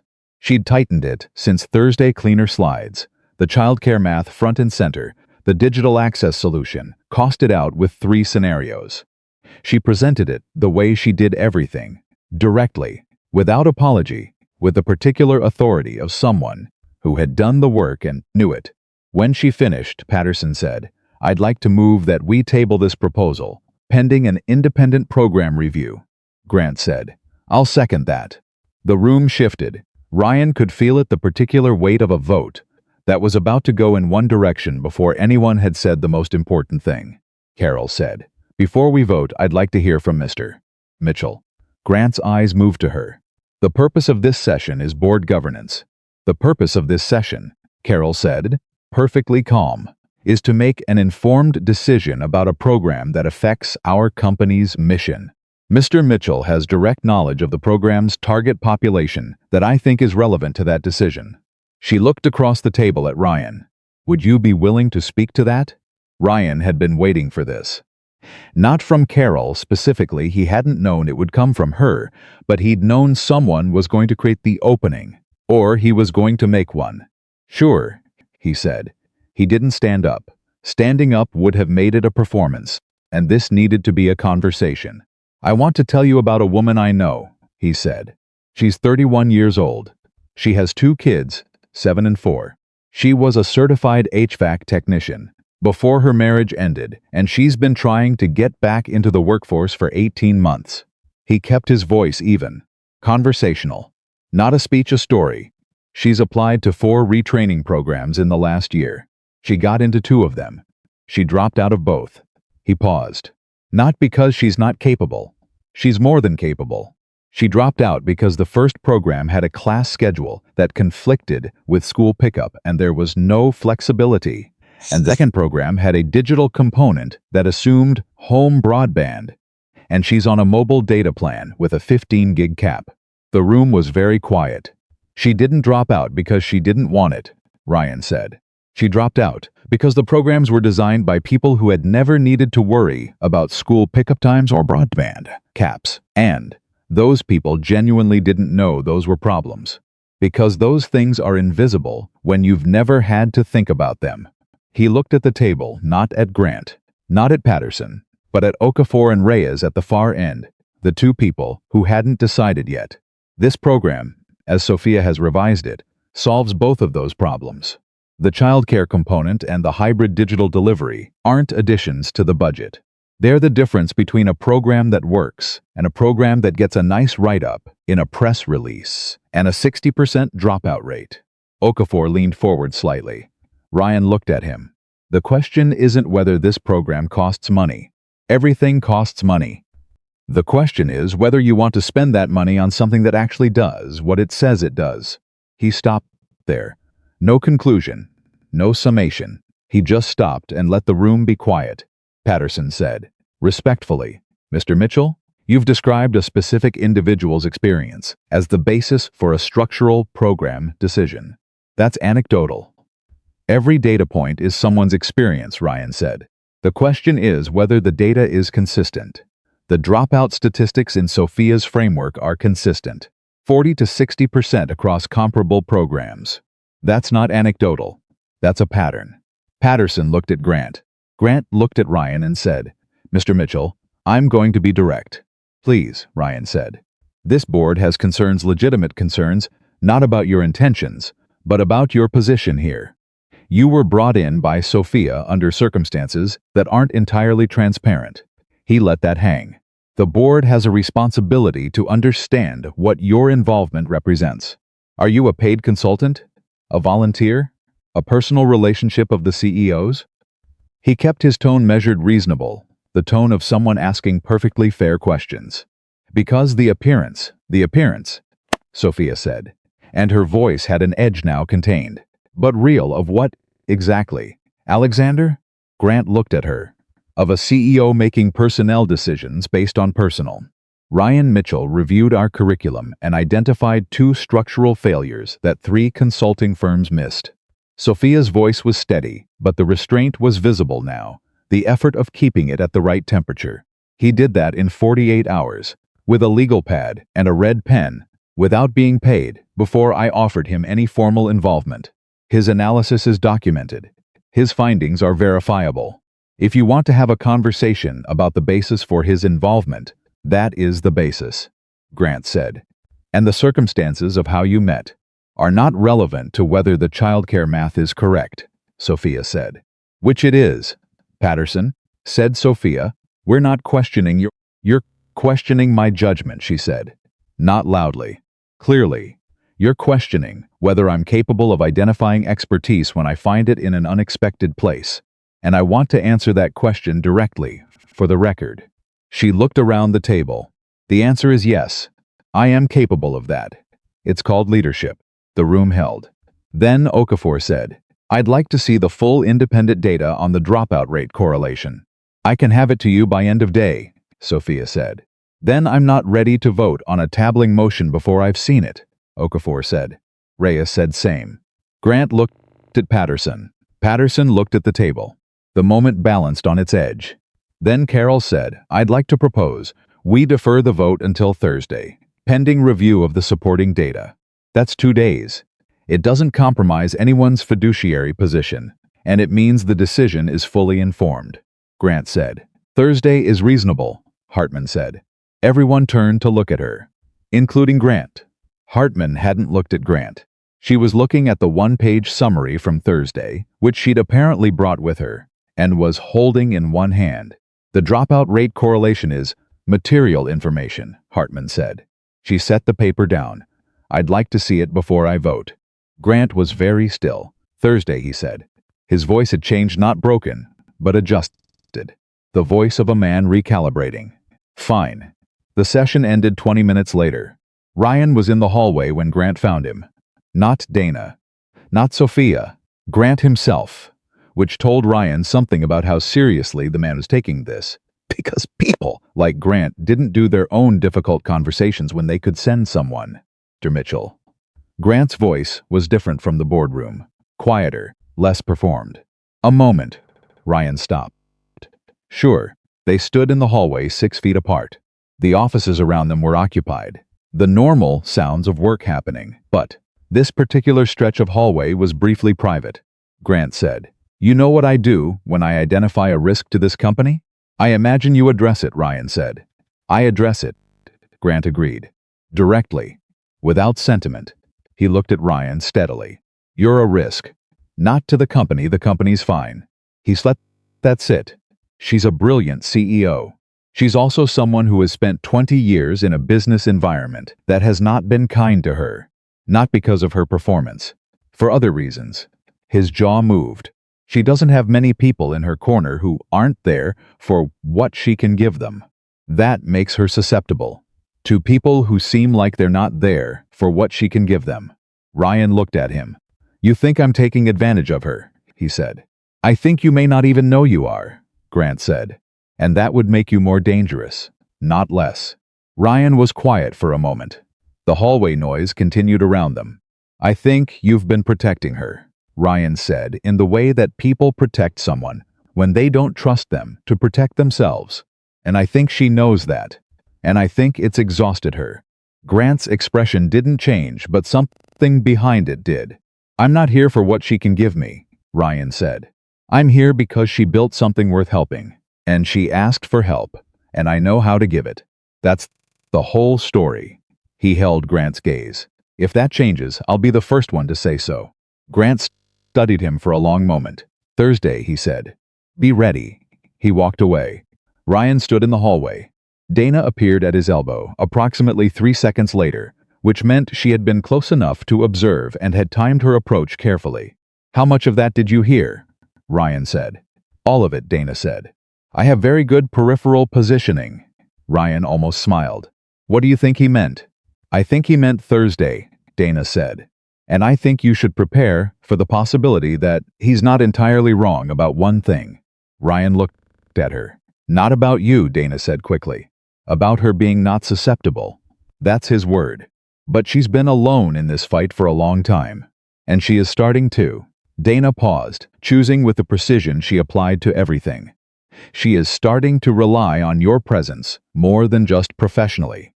Ryan said nothing. "That's not a warning," Dana said. "That's information. You seem like someone who prefers information." "I do," Ryan said. Dana nodded. "Then you also have information about where she has her Thursday morning coffee, which I gave you 3 weeks ago." Ryan looked at her. "That is also information," Dana said, and walked away. He drove home Tuesday afternoon with the windows cracked despite the cold because he needed to think, and thinking required air. He thought about Grant in the hallway. About the word susceptible. About Dana saying she is starting to rely on your presence more than just professionally, in the calm tone she used for everything. He thought about Sophia saying the kindest thing anyone has said about me in a long time, over something as simple as the word honest. He thought about what it meant to be the kind of person who said things that landed that way, and whether he was being careful enough about what that meant for both of them. He got home at 2:40, changed, picked up Lily at 3:17. She got in the truck with her backpack and looked at him and said, "You're thinking." "I'm always thinking." "You're thinking louder than usual," she said. He drove. After a block she said, "Was it bad?" "Not bad." "Is SB okay?" Ryan glanced at her. "She's okay. She's tough, but..." He looked at the road. "But being tough doesn't mean things don't cost you." Lily was quiet for a moment, processing. "Then, Dad, does she have people?" Ryan looked at his daughter. "What do you mean?" "People who are just hers," Lily said. "Not her work people. Just hers. Like how I have Maya. And you have," she counted on her fingers. "Me, and Mrs. Garza and Garrett, sort of." Ryan thought about Dana's information. About the Thursday morning coffee on Curtis Street. About a card with 7 handwritten words sent by someone who decided a paper trail was the wrong way to say something real. "I don't think she has enough of them," he said. Lily nodded slowly. "Then it's good she has you," she said, with the simplicity of a 9-year-old who hadn't yet learned to make uncomplicated things complicated. Ryan drove the rest of the way home without answering, because there wasn't anything to say to that was going to be less than the truth, and the truth was something he was still working out. Wednesday he spent at the garage. Full day. He fixed an exhaust manifold on a Subaru, but diagnosed a persistent oil leak on a Jeep that turned out to be simpler than the owner had feared, and took a call from the retired schoolteacher about whether it was worth putting new tires on the Chevy or whether the car had hit the end of its practical life. He told her the truth: the car had 2 good years left if she kept up with maintenance, and new tires were worth it, and she thanked him and said she'd appreciated that he never told her what she wanted to hear. He thought about that for a while after he hung up. Thursday morning he was up at 5:30. He told himself it was because he needed to leave early for the board session. He got dressed, made coffee, sat at the kitchen table for a while. He looked at the clock at 6:40. Curtis Street was 12 minutes from the Bennett Energy Building. 7 a.m. He got in the truck. He found the coffee place on Curtis Street at 6:58. It was a narrow place with wood walls and the particular smell of a serious coffee operation. The kind of smell that told you they weren't using pre-ground anything. He ordered a black coffee and stood near the end of the bar. At 7:03 the door opened. Sophia came in wearing a dark coat. No armor, or rather, a different kind of morning armor. The version a person assembles for themselves before the professional version goes on. Hair not quite settled. Reading glasses in her coat pocket where her hand was resting. She ordered at the counter. They knew her order, which meant Dana was right about this being a real routine, and then she turned and saw Ryan. She went very still, not surprised. Something else. The expression of someone who'd told themselves a specific story about something and was now holding that story up against the evidence. "Dana," she said. "Information," Ryan said. Something moved through her expression, not quite a smile. Something more complicated. "You didn't have to come," she said. "I know." She picked up her coffee when it came and moved to the small table at the window, where she apparently always sat. Ryan followed.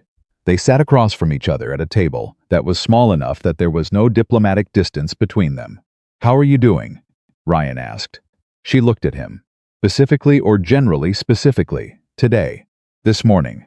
Before the session." She held the coffee cup with both hands. "I'm scared," she said. Just like that. No preamble. No softening. The way she'd said things in the car, 3 weeks and a lifetime ago. "Of losing the vote?" "Of what it means if I lose the vote," she said. "Not just the foundation, all of it." She looked at the table. "I have built this company for 17 years. I have made it what it is. And there are still people in that boardroom who are looking for a reason to decide I was never the right person for this. And if I push this too hard and lose..." She stopped. They'll use it, Ryan said. They'll use it, she said. Not just about the foundation, about everything. Ryan looked at her. Then we don't lose, he said. Ryan. She said his name, with the particular weight of someone who was trying to be realistic and finding it harder than usual. The votes may not be there. Okafor and Reyes haven't decided, he said. Hartman moved yesterday. Carroll was always there. That's 4. You need 5. Grant, Patterson, and whoever else he's gotten to. Is it 8 on the board total? Ryan said. 8 voting members. Then 5 is a majority. You have 4 who are at minimum open. You need 1 more. He looked at her steadily. What do you know about Patterson that Grant doesn't know you know? She looked at him. What? Grant built this play with Patterson as the anchor, which means he thinks he knows how Patterson moves. What do you know about Patterson that changes how he moves? Sophia was very still. Then she said, Patterson's daughter. Ryan waited. She's a single mother, Sophia said slowly. Divorced 2 years ago. Patterson doesn't talk about it. It was difficult. The circumstances were complicated. But she has a 4-year-old, and she's been trying to re-enter the workforce. Patterson helped her with costs for the first year, but he's told me twice in private that he wishes there had been a program. She stopped. She looked at Ryan. Tell him about the woman with the HVAC certification, Ryan said quietly. Not in the boardroom before. Today, before the session. You and him, alone. Tell him what that program could have meant for her. Sophia's expression shifted. She started. True, Ryan said. It's just true. The rest takes care of itself. She looked at him for a long moment. When did you get good at this? She said. I've been fixing things for a living for a long time, Ryan said. You learn to see where the real problem is before you touch anything. She looked at him across the small table in the narrow coffee shop on Curtis Street at 7:15 on a Thursday morning, and he could see it the moment when she decided something. Not dramatically, not with any announcement, just a quiet, certain decision. The kind that you can see in a person's face if you know how to look. Thank you, she said. For coming this morning. You had good coffee information, Ryan said. She almost laughed. It came out as something softer, a sound that was surprised by itself. They sat for a few more minutes. They didn't talk about the board session. They talked about Lily's dolphin theory and the retired school teacher's Chevy and the fact that Dana had apparently once worked for a senator and had left because she didn't like the way he talked to the cleaning staff. At 7:40, Sophia stood up. I need to go find Patterson before 9, she said. Ryan stood up too. I'll be there at 8:30, he said. She nodded, picked up her coat. Then she stopped. Ryan. He looked at her. Whatever happens in that room, she said, I want you to know you changed this. Not just the program. The way I'm walking into that room. She paused. That matters to me. Ryan held her gaze. Go find Patterson, he said gently. She went. He stood in the coffee shop for a moment after she left. The morning crowd moved around him. Outside, Denver was waking up. He thought, this is the part where everything tilts, one way or the other. Where the thing you've been building either holds or it doesn't, he thought. I fixed a BCM module on a mountain road in January and ended up here, he thought. Claire would have had something to say about that. He thought she probably would have said, of course you did. That's what you do. You show up and you fix things, and you don't know when to stop. He thought she'd have meant it as a compliment. He put his cup in the recycling and walked back out into the morning.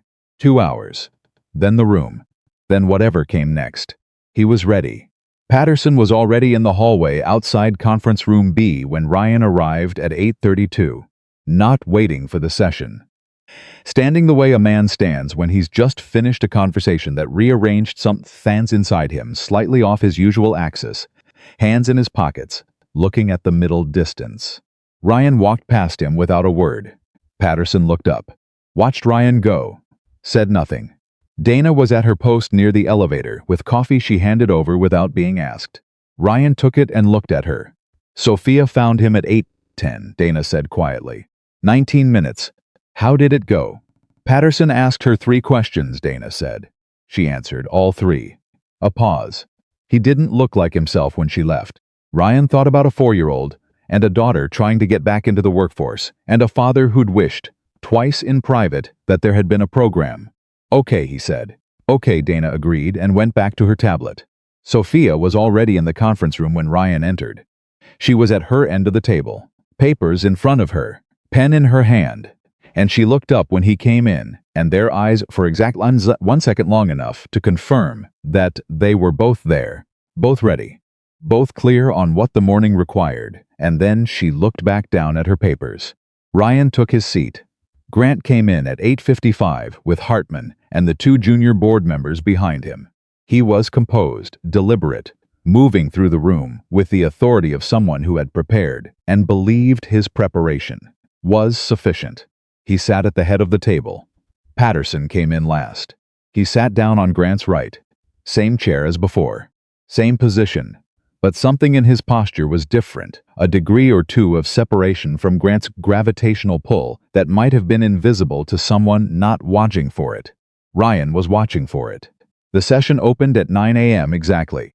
Grant led with procedural framing, the same governance language from Tuesday, the same fiduciary positioning, tight and professional, and designed to make the conversation about process rather than about people. Ryan had spent the drive to Denver thinking about Grant, and had concluded that the man wasn't dishonest. He genuinely believed what he was saying. He genuinely believed that protecting the company meant controlling its image. And he genuinely believed that image required a certain kind of person at its face. That wasn't malice. It was a failure of imagination. And failures of imagination were, in Ryan's experience, both harder and easier to address than deliberate cruelty. Harder because the person didn't think they were doing anything wrong. Easier because the evidence against them was just reality itself. Sophia presented the supporting data Okafor had asked for. 12 slides. Dropout rate correlations across 14 comparable workforce development programs, going back 7 years. The numbers were not ambiguous. She walked through them the way Ryan had watched her. Do everything directly, without apology, giving the data its full weight without editorializing. When she finished, the room was quiet in the way. Rooms get quiet when the numbers have said something nobody can comfortably argue with. Okafor said, "This is comprehensive." "Thank you," Sophia said. Grant said, "Data from comparable programs doesn't guarantee results for this specific initiative." "No," Sophia said. "Nothing guarantees results. But the structural corrections address the documented causes of failure in comparable programs. That's the strongest evidence base available." "It's still a significant budget commitment," Grant said. "In a year where our renewable division is. The foundation has independent grant funding secured through April," Sophia said. "The company contribution in year 1 is 11% of the total program cost. The budget analysis is on slide 9. Grant looked at slide 9. Ryan looked at Patterson. Patterson was looking at slide 9 too, but he wasn't seeing slide 9. He was seeing something else. Ryan could tell. Grant said, "I'd like to move to the vote. We've had adequate time for review." "Agreed," Patterson said. Grant looked at him. A fraction of a second, quick, controlled, but Ryan caught it. "The motion," Grant said, "recovering immediately, is to approve the revised Mitchell Foundation framework as presented, with the structural amendments proposed by the Mitchell Foundation," Ryan said. Everyone looked at him. He looked at Sophia. She held his gaze and said quietly, "I named it 2 weeks ago. I should have told you." Ryan didn't say anything for a moment. Something moved through him, not pride exactly, not surprise exactly. Something older than both of those. Something that lived in the part of him that had spent 3 years believing his sacrifices were invisible. He looked back at the table. "Okay," he said. His voice was steady. "Proceed," Grant said. "The motions is to approve the framework." "All in favor?" Carroll said aye. Okafor said aye. Reyes said aye. Hartman said aye. The room held its breath. Patterson looked at the table. Then he looked up. "Aye," he said. 5. Grant was very still. Ryan didn't look at him. He looked at Sophia. She was looking at her legal pad, and her pen was still, and he could see in the set of her shoulders the exact moment the vote registered a single breath. Slow. The breath of someone who has been holding something for a very long time. Grant said. "Nay," Grant said, his own voice. Patterson had broken from him. 2 became 1, and 1 wasn't enough. The motion carries, Sophia said. Her voice was completely steady. The voice she used in boardrooms, composed and clear. But Ryan heard what was underneath it. He heard it clearly. Grant stood up immediately. He didn't say anything. He collected his papers, straightened his jacket, and walked out. The door didn't slam. Grant wasn't a door slammer. But the click of it closing was the loudest thing in the room for 3 full seconds. Patterson sat still. He looked up at Sophia. "For what it's worth," he said quietly. "She enrolled in a coding boot camp last month. My daughter. She couldn't finish it because of the childcare." Sophia looked at him. "She'll be first on the list," Sophia said. "When we open enrollment." Patterson nodded once, stood up, left. The remaining board members filed out with the efficient purposefulness of people who had other things had gotten what they came for. Okafor paused at the door and said good work to words, but he said them to Ryan as much as to Sophia, which Ryan noticed. Then it was just the two of them, and Dana, who was in the doorway with her tablet, and the expression of someone who was professionally restrained about something she was not remotely restrained about internally. Sophia set her pen down.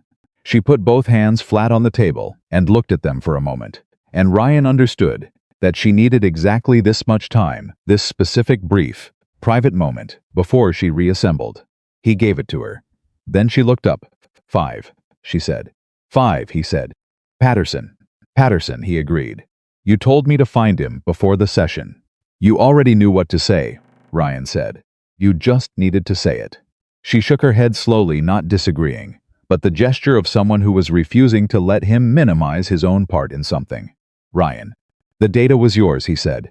"The program was yours. The years of work—" "Stop," she said, gently but completely. "Just stop." He stopped. She looked at him across the conference table, and whatever armor had been in place for the last 2 hours was down now, fully down, the way it had come down in the car on the mountain. And she looked exactly the way she'd looked at 1 in the morning, in a freezing Escalade, on Route 74, like herself. Just herself. "Thank you," she said. Ryan nodded. "The Mitchell Foundation," he said. She almost smiled. "I should have asked first." "No," he said.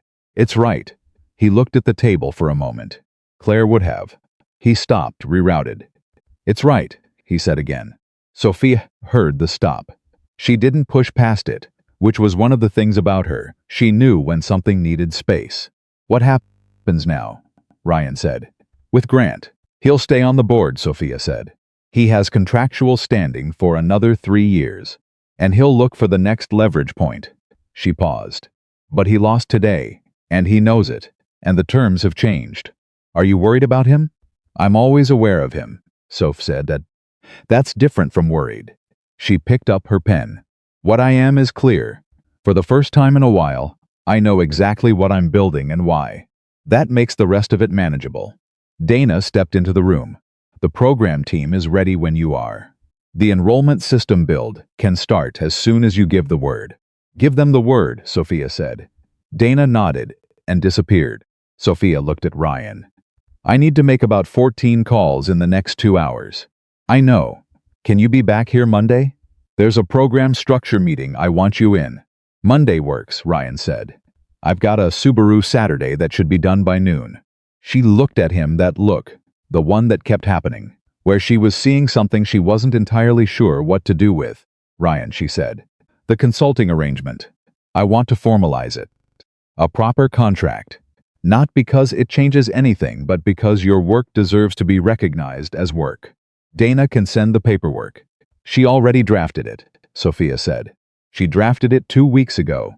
Ryan looked at the door where Dana had just been standing. "She's thorough," he said.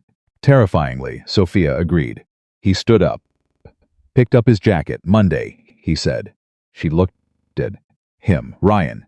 He turned. "Get home safe," she said. And it was such a simple thing, 4 words.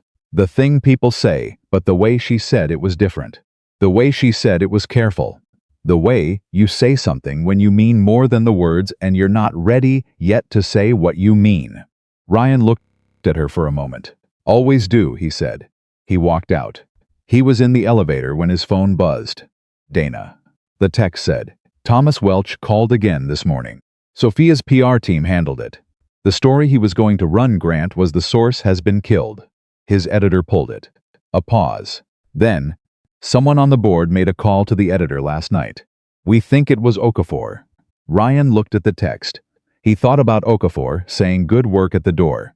He thought about the invisible architecture of how things got done, not the visible votes and the boardroom speeches, but the calls made the night before, the conversations in hallways, the things people did quietly because they'd made a decision about which side they were on. He typed back, "Tell Sophia." Dana replied in 6 seconds. "Already did." She said, "Of course he did." Then she smiled. I haven't seen her smile like that in a long time.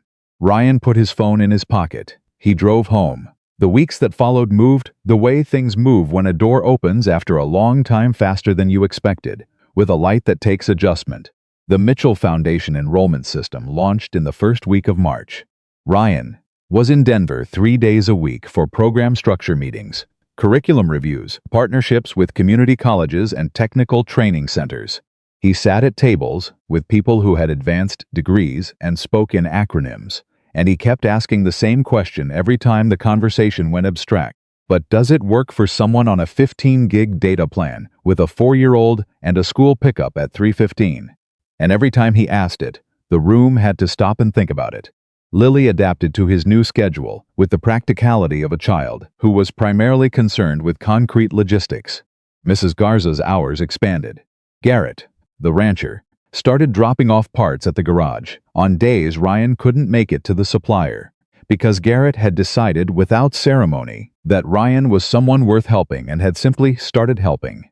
The garage's existing clients were loyal, and Ryan never missed a commitment to any of them, because he'd decided early that whatever happened in Denver existed alongside his regular life, not instead of it.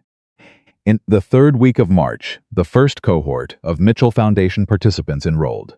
47 people, 31 of them single parents. The youngest was 22.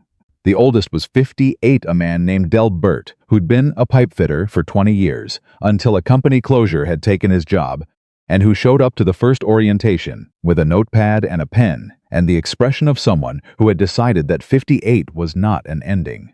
Ryan was at the orientation. He didn't present. He didn't speak. He sat in the back of the room and watched 47 people fill out paperwork and talk to staff and pick up the childcare vouchers that the program now provided as a structural component, not optional.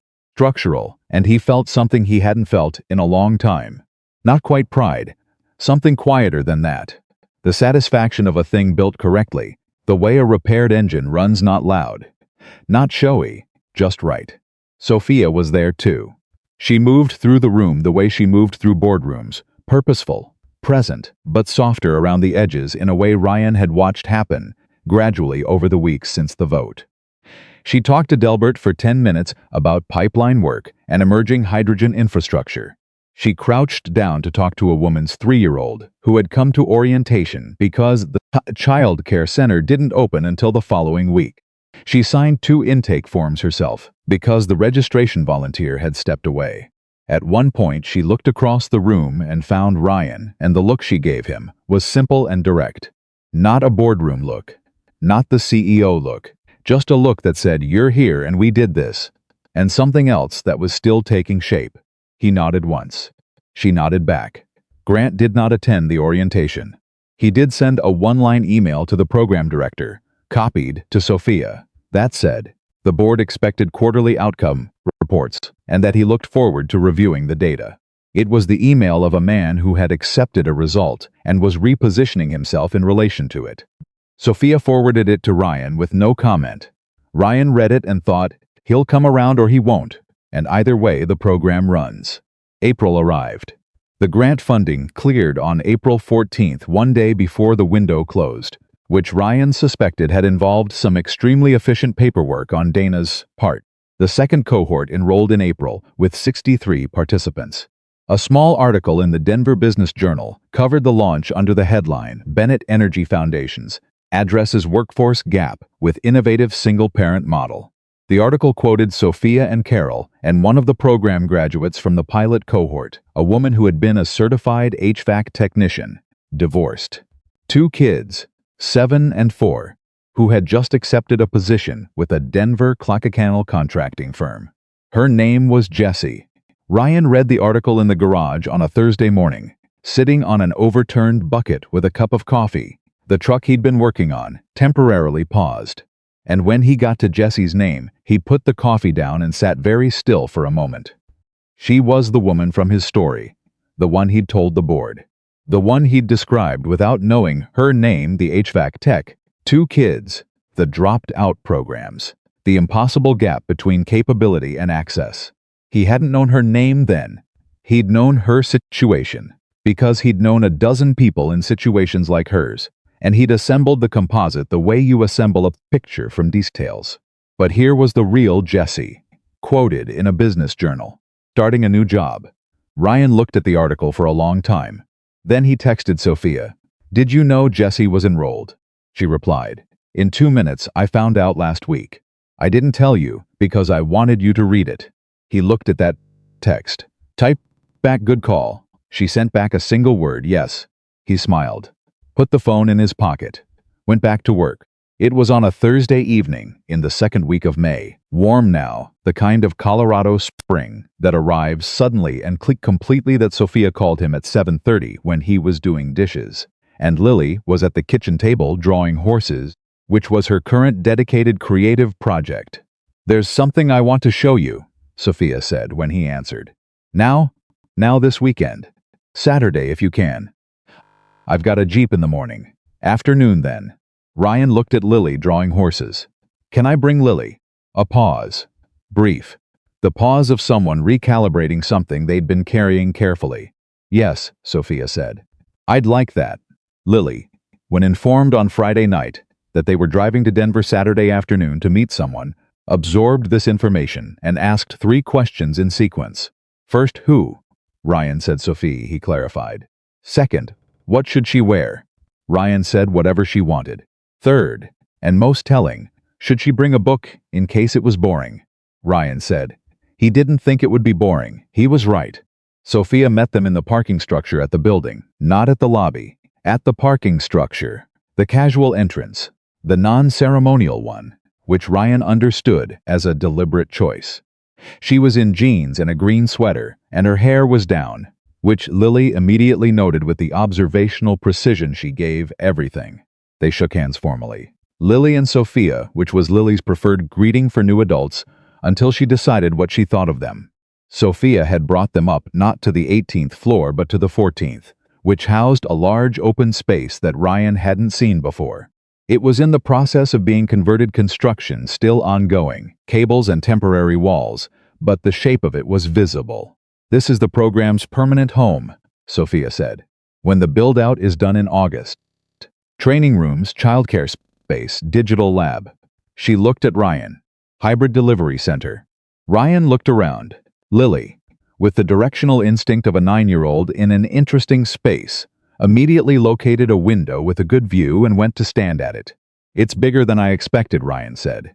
I keep revising it up, Sophia said. Every time I think about the wait list. There's a wait list? 40 people for the June cohort, she said. We opened applications Monday and hit capacity by Wednesday. She paused. It's working, Ryan. He looked at her. It's working, she said again, quieter. Not a CEO's announcement. Just a woman saying something true. Ryan thought about Jesse in the Denver Business Journal. About Delbert with his notepad and his 58 years. About the 47 people filling out paperwork at orientation. About a card on a workbench that had said, I'd like to discuss something with you, in precise, careful handwriting. Yeah, he said. It is. Lily called from the window. You can see the mountains from here. They both looked at her. Then Sophia said quietly enough that it was only for him. She has your eyes.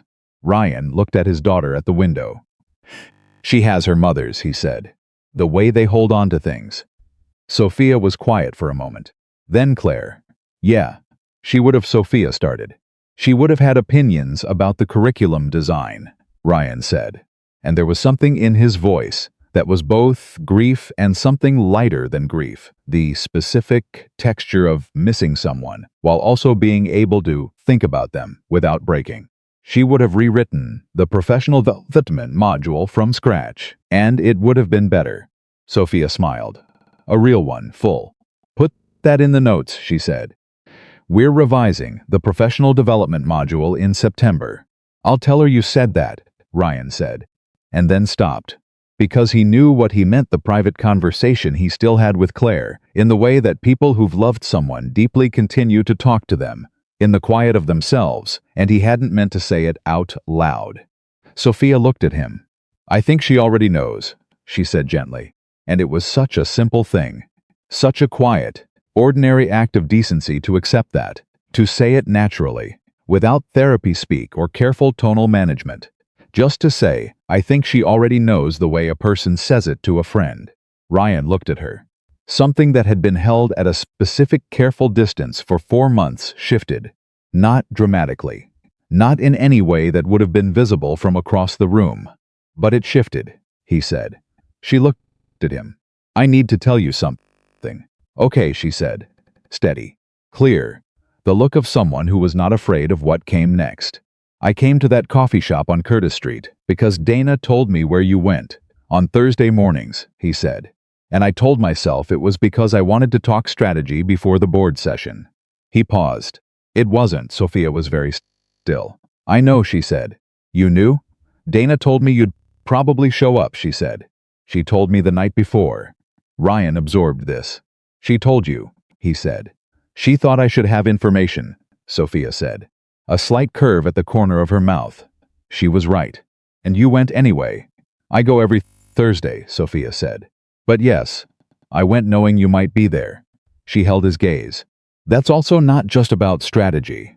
They were standing in the middle of a half-built floor of a building that was being converted into something designed to give people another chance. With Lily 10 feet away narrating the mountains to herself in the careful scientific voice she used for things she was cataloging, and the afternoon light coming through the windows at the particular angle that May afternoons have in Colorado. And Ryan thought, this is it. This is the moment where something either becomes what it is or it doesn't.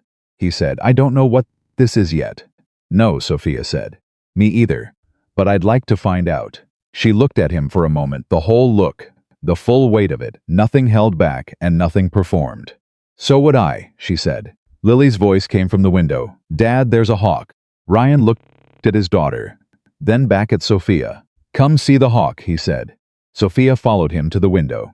The three of them stood there, the mechanic, the CEO, and the 9-year-old who had opinions about dolphins and Abraham Lincoln and the aerodynamics of hawks, and looked out at the mountains, which were exactly where they'd always been.